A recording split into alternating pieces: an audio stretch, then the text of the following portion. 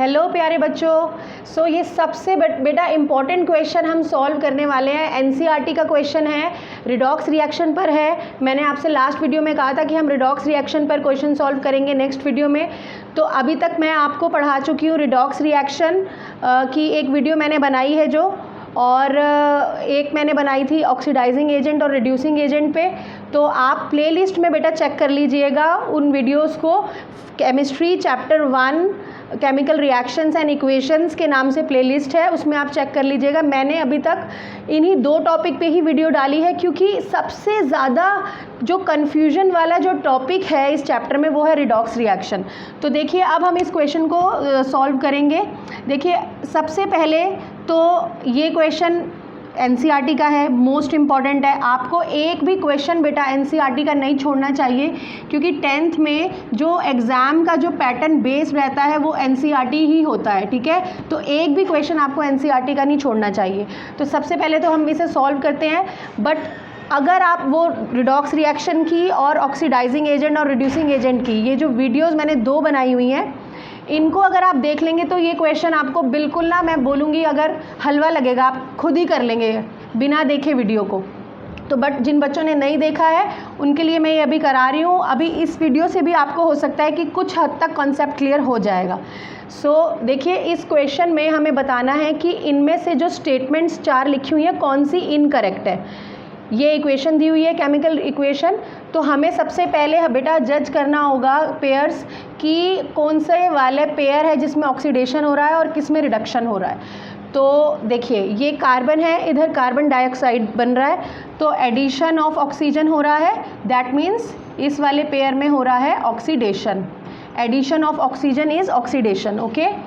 इधर ऑक्सीजन है लेड के साथ, लेड ऑक्साइड है, इधर लेड हो रहा है। सो ऑक्सीजन यहाँ से क्या हो गया बेटा, रिमूव हो गया है। So removal of oxygen is reduction. So हमें पेयर्स तो मिल गए, ऑक्सीडेशन के भी और रिडक्शन के भी पेयर मिल गया, okay.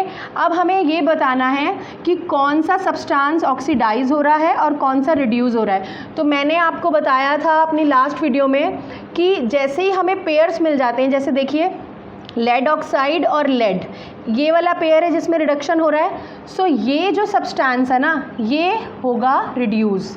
PbO is getting reduced, okay बेटा, PbO is getting reduced, all right. पहली चीज़ ये कार्बन और कार्बन डाइऑक्साइड में इनमें क्या हो रहा है, ऑक्सीडेशन हो रहा है। तो ये वाला जो सब्सटेंस है carbon is getting oxidised, okay, carbon is getting oxidised. So हमें इन चारों में से बताना है कि कौन सा इनकरेक्ट है। तो अब आपको बहुत ही आराम से पता चल जाएगा। देखिए लेड इज़ गेटिंग रिड्यूस्ड, क्या लेड है जो रिड्यूस हो रहा है। So first statement is incorrect, ये तो लेड ऑक्साइड है ना जो रिड्यूस हो रहा है। Second one, carbon dioxide is getting oxidised, so this is also incorrect, क्योंकि कार्बन ऑक्सीडाइज हो रहा है ना, कार्बन डाइऑक्साइड नहीं ऑक्सीडाइज हो रहा है। Third one is carbon is getting oxidized, correct. Lead oxide is getting reduced, this is also correct, okay. अब इस क्वेश्चन में मैं एक चीज़ और ऐड कर रही हूँ। अगर आपको बताना हो कौन सा ऑक्सीडाइजिंग एजेंट है और कौन सा रिड्यूसिंग एजेंट है तो कैसे आप जज करेंगे। सो उसी टिप के साथ जो हमने लास्ट वीडियो में जो है डिस्कस की थी वो है कि जोन सा भी सब्सटेंस जो है रिड्यूस हो रहा है ना वो क्या होगा, ऑक्सीडाइजिंग एजेंट होगा। मैंने लास्ट वीडियो में एग्जाम्पल्स के साथ 2-3 एग्जाम्पल्स लिए हैं, कराया है इसको। सो आपको अगर वो देख लोगे तो बहुत अच्छे से क्लियर हो जाएगा, all right. So carbon is getting oxidized, इसके अंदर ये जो ऑक्सीडाइज हो रहा है that means this is a reducing agent. मैंने डेफिनेशन के भी साथ बताया है। ये तो मैंने एक छोटी सी टिप दी थी, और मैंने ये भी कहा था आपको कि बिल्कुल आप बिल्कुल आँख बंद करके ये काम कर सकते हैं, इसमें कोई गलती नहीं होगी। सो जोन सा सब्सटेंस रिड्यूस होगा that is the oxidizing agent, and the substance that is getting oxidized that will be the reducing agent. So I hope कि आपको ये क्वेश्चन क्लियर हो गया होगा।